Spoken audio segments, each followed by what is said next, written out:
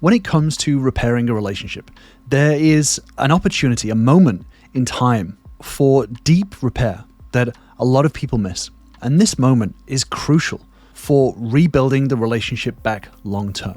And most people miss it completely. However, if you approach this moment in the right way, not only can you repair a relationship, you can build it back stronger and rebuild attraction massively over time.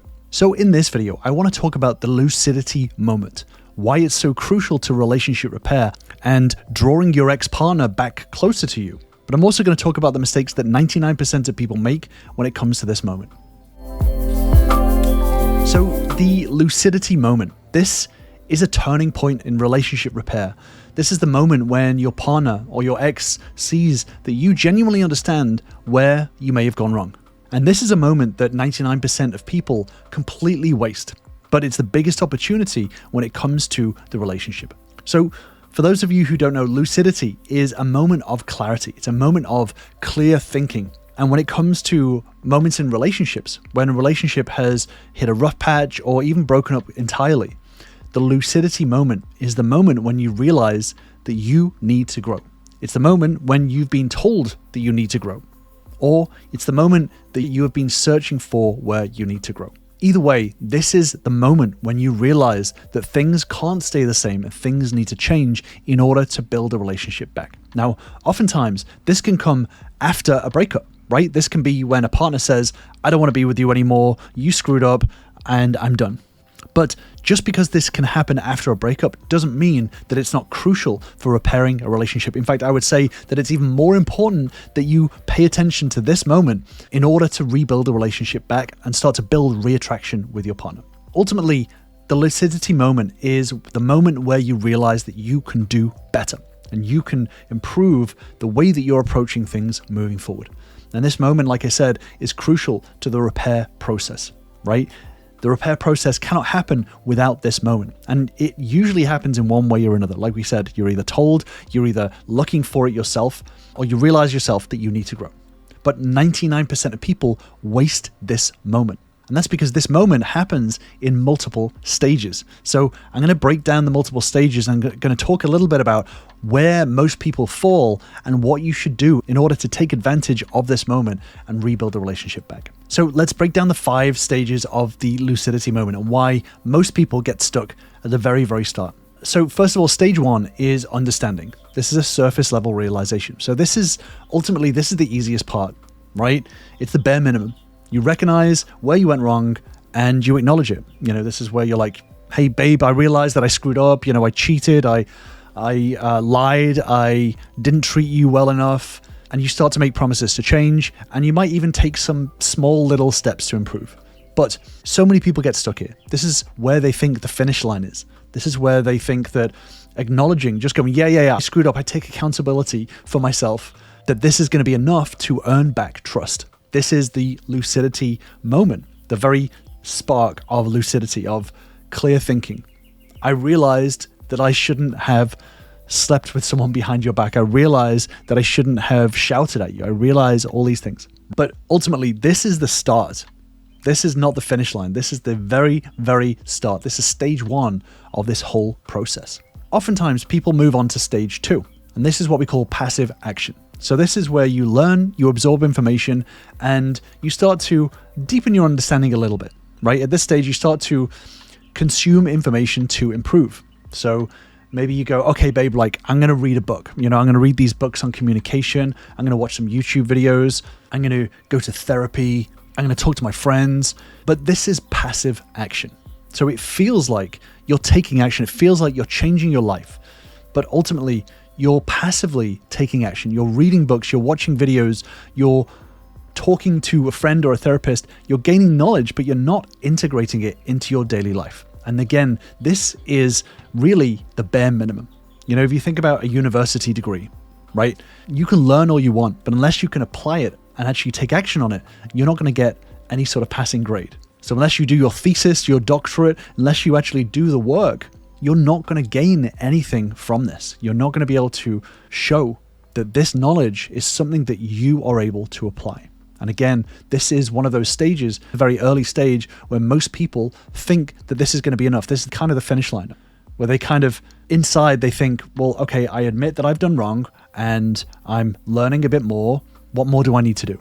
The problem with this is that it's still passive learning. So a lot of people will only go deeper and actually start taking action if they get a, yes, let's try again, or yes, there's a chance that we can repair this relationship. 99% of people get stuck in this stage because they're waiting for a sign that their partner wants them back. So for example, if your partner is stonewalling, your partner doesn't want to speak to you, you just stay in this passive action. You stay learning and just absorbing information, but not actually doing anything with it. Or if your partner says there's no hope for the relationship, you stay in this. You don't want to actually put in the effort and the action unless your partner says, yes, let's try again.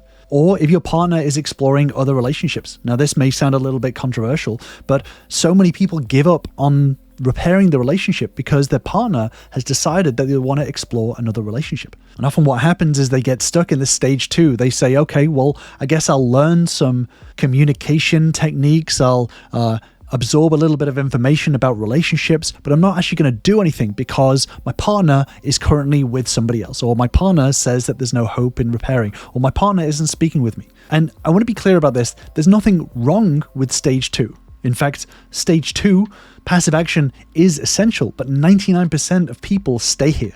They spend weeks or months just reading, absorbing information, watching videos, reading books, and they delay the hard work. This causes a massive problem. If you stay in passive action, by the time the work is needed, you're already months behind. So if your partner has explored another relationship, decided that's not what they want, and then want to start talking with you again, all the work that you could have been doing in that meantime, all the work you maybe even promised to do, and when you've tried to skip to stage 5 and show an understanding, you haven't actually taken action on it. You're already months behind because you stayed in stage 2.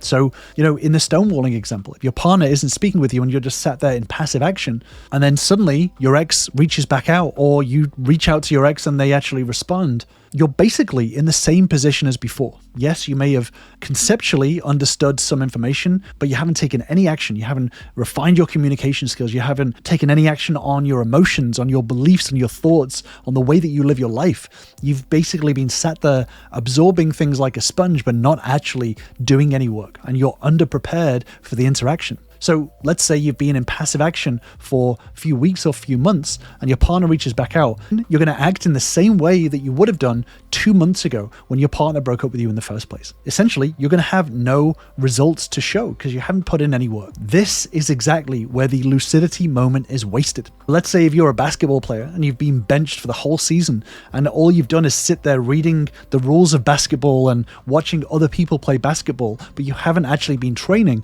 By the time you are picked to come off the bench and play, a quarter, I don't know basketball very well, but if you are picked to play the game, no matter how much passive action you've taken, you're not going to be able to show up in that moment. And you've wasted that months of taking action that you could have done, but you chose not to. So this is exactly why so many people just try to skip to stage 5.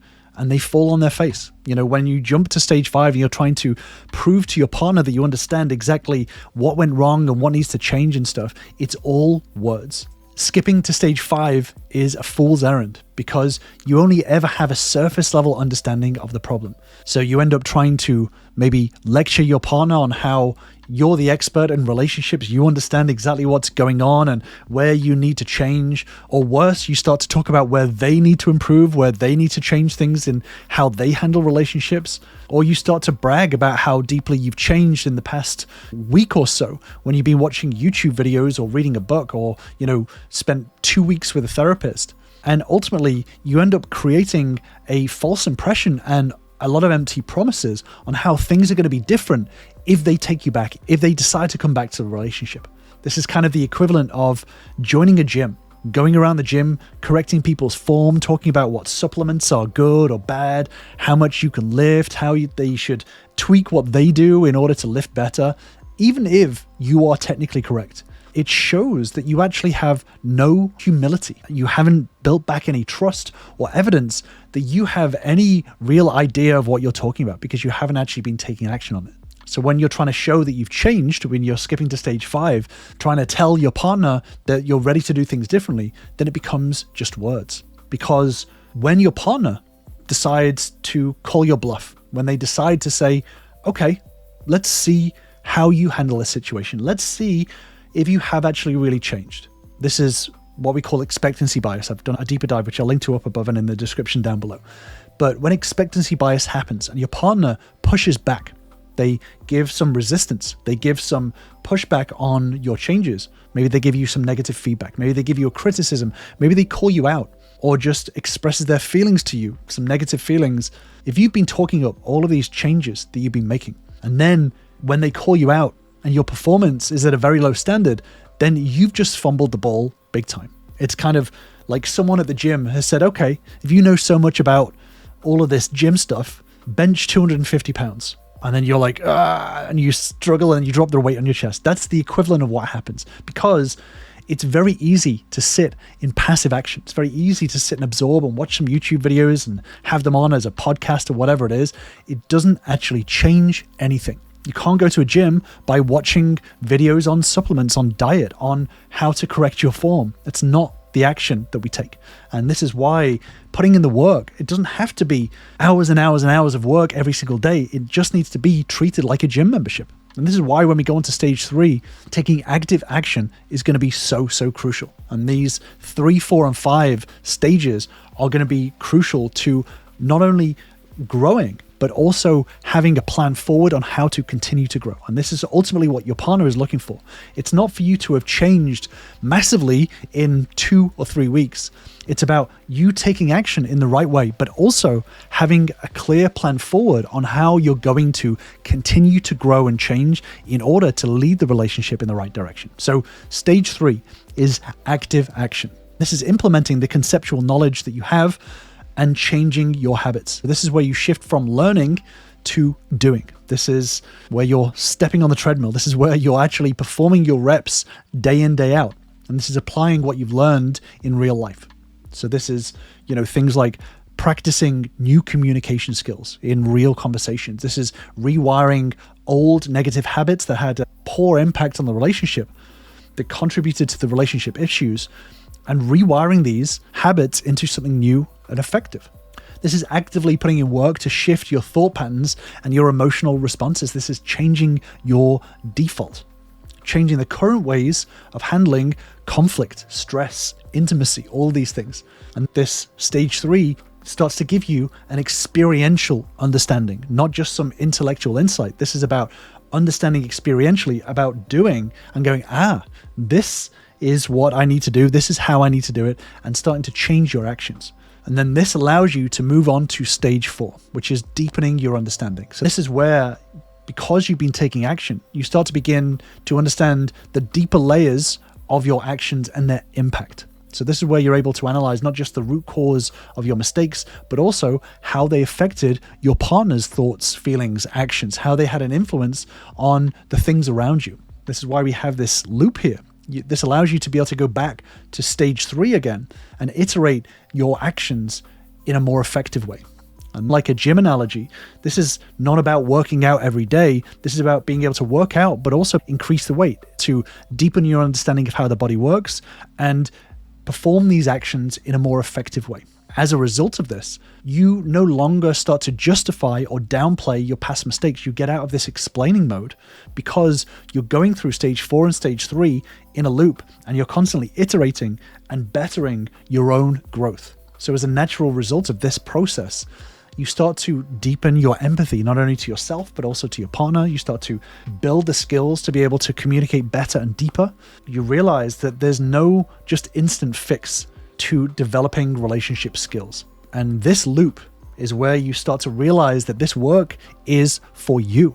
This is not just to win your partner back. This work is to be able to better yourself in order to deepen relationships, not just with them, but with other people as well. And only once you get into this habit of going through stage 3 and 4 in this loop, only then will it allow you to come from a strong place of being able to show understanding.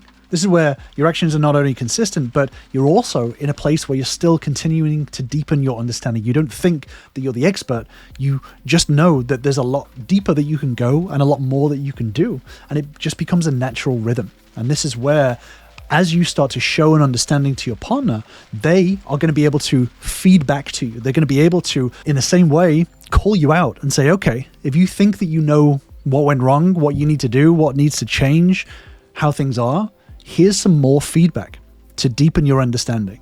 And if you've gone through stage 3 and 4, then when you do receive feedback in stage 5, you're able to take that feedback and you're able to add it to your stage 4, which impacts your stage 3. So I hope this is making sense to you, because ultimately, this is where your transformation becomes undeniable. You don't just understand, you're able to show it through your action, through your patience, and through your constant iteration of how you show up in your daily life and how you show up within the relationship. You stop expecting these quick instant results and you focus on building yourself as a long-term partner over time, rather than pretending that everything is figured out within a couple of weeks.